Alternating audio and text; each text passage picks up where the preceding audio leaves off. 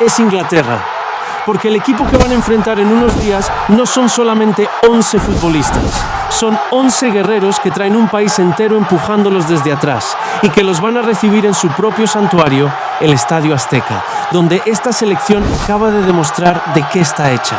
Esto no se vio, esto se sintió, como un temblor de verdad, de esos que hacen vibrar el piso bajo los pies. 84.000 gargantas explotando al mismo tiempo adentro del estadio y millones más allá afuera.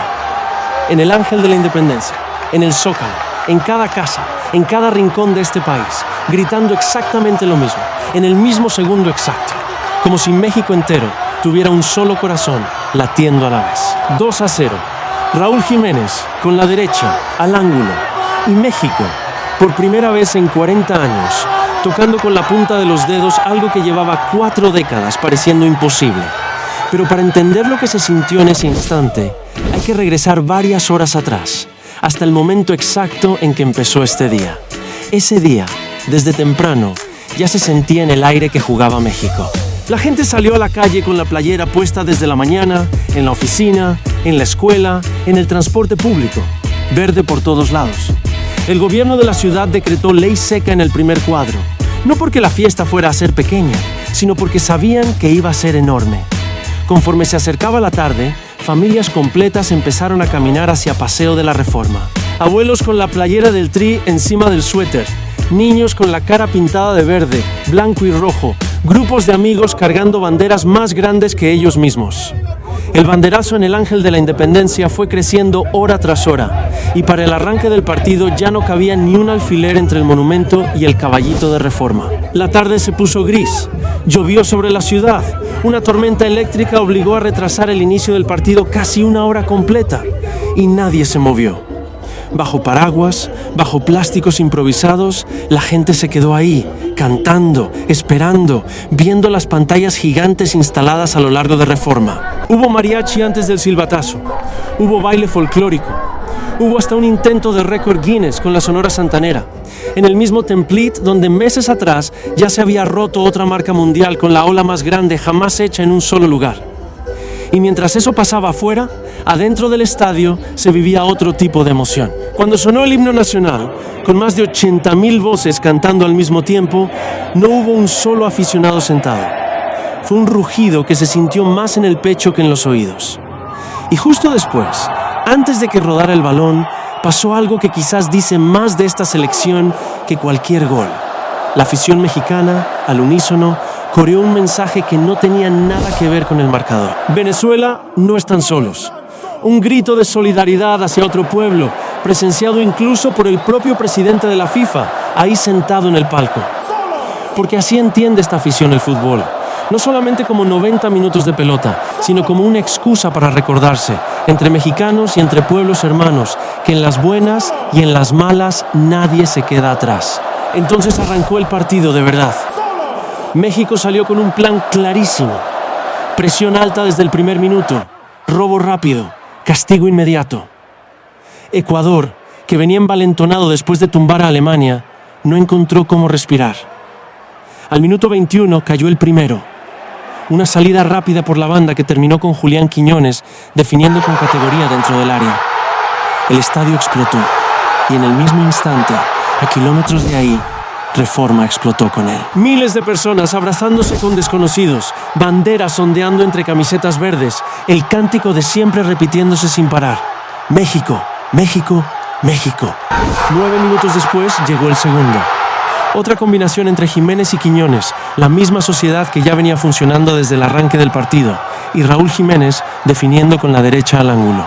2-0. 10 remates a puerta había generado México en ese primer tiempo, contra solamente 3 de Ecuador. No fue suerte. Fue una selección que sabía exactamente a qué había venido. Y en medio de esos 2 goles, hubo un nombre que se robó la cancha sin necesidad de anotar. Gilberto Mora, 17 años, titular en un partido de vida o muerte. Y por momentos, el mejor jugador de los primeros 45 minutos. Tocaba el balón como si llevara 20 años jugando a ese nivel. Rompía líneas con un pase donde nadie más veía el espacio. Aguantaba la presión de rivales con el doble de experiencia sin perder la calma. Con esa titularidad se convirtió en el segundo futbolista más joven en arrancar un partido de fase final de un mundial en toda la historia, solamente por detrás de Pelé. Cuando salió de cambio, ya con el 2-0 asegurado, todo el estadio se puso de pie para ovacionarlo. Y ahí, en esa ovación, se entendió algo más grande que el resultado de esta noche. Que el futuro de esta selección ya está jugando. Pinta para estrella y todavía es apenas un adolescente. Y esos 2 goles cargan más historia de la que se ve en el marcador. Julián Quiñones nació en Colombia, en un pueblo llamado Maguipayán, y llegó a México siendo apenas un adolescente para jugar en las fuerzas básicas de Tigres. Su abuela tenía una tiendita, y ahí, entre mandados y partidos improvisados, se fue quedando algo de él que ya nunca se movió. Colombia lo buscó más de una vez para la selección mayor, y él dijo que no. Prefirió esperar a que terminara su proceso de naturalización mexicana, aunque eso significara arriesgarse a quedar fuera de cualquier selección. Él mismo ha contado que el momento en que sintió, de verdad, lo que era ser mexicano, fue viendo desde fuera el partido de México contra Alemania en el Mundial de Rusia. Con el gol de esta noche, Quiñones llegó a 3 tantos en este Mundial. La misma cifra que Rafael Márquez y Cuauhtémoc Blanco, y quedó a uno solo de igualar a las máximas leyendas goleadoras de México en Copas del Mundo. Y Raúl Jiménez, el Lobo de Tepeji, con 35 años y una carrera que lo ha llevado hasta Inglaterra y de regreso, llegó a esta Copa del Mundo sin haber podido anotar nunca en un Mundial anterior. En el partido inaugural, contra Sudáfrica, por fin rompió esa sequía y no pudo contener el llanto en la cancha, porque ese gol se lo dedicó a su padre, que había fallecido poco antes del torneo. Con la anotación de esta noche, Jiménez llegó a 47 goles con la selección mexicana y se colocó en solitario como el segundo máximo goleador histórico del tricolor, a solamente 5 tantos de Chicharito Hernández, el líder de todos los tiempos. 2 historias distintas, un colombiano que eligió a México y un mexicano que juega con el peso de su padre en el corazón. Y las 2 terminaron juntas, esta noche, en el mismo marcador, frente a la misma afición que no se movió de las calles ni bajo la lluvia. Y hay que decirlo sin miedo, este México no solamente está ganando, está jugando bien. Es un equipo sólido atrás que no ha recibido un gol en 4 partidos y que al mismo tiempo ataca con una verticalidad que pocas selecciones han mostrado en este Mundial. Partido tras partido se ve un equipo más conectado, más seguro de a qué está jugando, con automatismos que solamente se consiguen con trabajo y con confianza entre compañeros. No es exagerado decir que, junto con Francia, México es una de las 2 selecciones que mejor fútbol ha mostrado en todo el torneo. Y detrás de eso está Javier Aguirre, el vasco, que logró algo que pocos técnicos consiguen. No solamente armar un equipo, sino formar un grupo comprometido, unido, a la altura de lo que representa vestir esta camiseta y sobre todo su hermosa afición, la mejor del mundo. El segundo tiempo México lo administró con inteligencia. Ecuador buscó reaccionar, sobre todo por las bandas, pero la defensa mexicana respondió con cortes claves cada vez que el peligro se asomaba. El marcador ya no se volvió a mover. 2-0, final. México avanza a los octavos de final, rompe una maldición de 40 años, porque no ganaba un partido de eliminación directa en un mundial desde 1986 y llega a 4 partidos sin recibir un solo gol en este mundial que está jugando en casa. Primera vez en la historia que gana sus 3 partidos de fase de grupos con marca perfecta. Primera vez en 4 décadas que gana un partido de vida o muerte. Cuando sonó el silbatazo final, en el Ángel de la Independencia la fiesta apenas empezaba.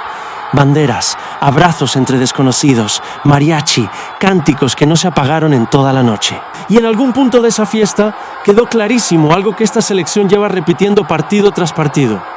Que cuando juega México, no juega solamente un equipo. Juega un país entero, al mismo tiempo, respirando juntos. Piénsalo un segundo. Este es el mismo México que hace apenas unos meses cargaba con dudas, con críticas, con una afición que ya no sabía si volver a ilusionarse.